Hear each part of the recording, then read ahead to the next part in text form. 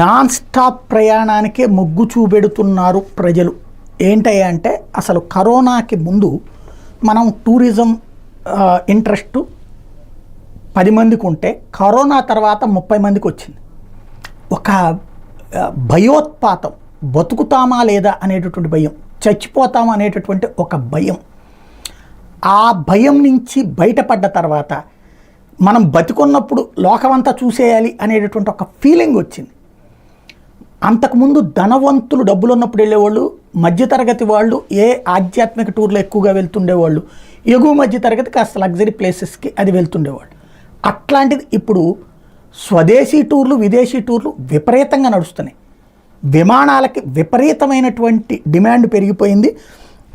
2023లో భారతదేశం నుండి ఇతర దేశాలకి ప్రయాణించిన వాళ్ళ సంఖ్య 6.5 కోట్లు. 2019తో పోలిస్తే 50 లక్షలు పెరిగిపోయారు ఒక్క ఏడాదిలో. ఇదే ఈ 4 ఏళ్లలో లెక్కేసుకుంటే కనుక. అదే సందర్భంలో మధ్యలో ఢిల్లీలో ఆగి అక్కడ చూసి వెళ్తున్నటువంటి వాళ్ళు గట్టిగానే ఉంటున్నారు. 2,70,00,000 మంది ఉంటున్నారు.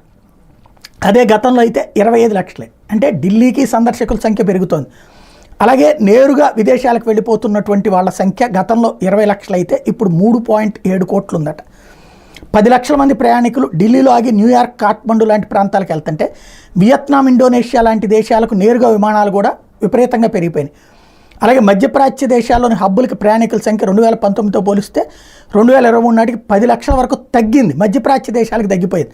ఇతర ఇంటర్నేషనల్ హబ్బుల్లో 28 లక్షలకి దిగొచ్చింది.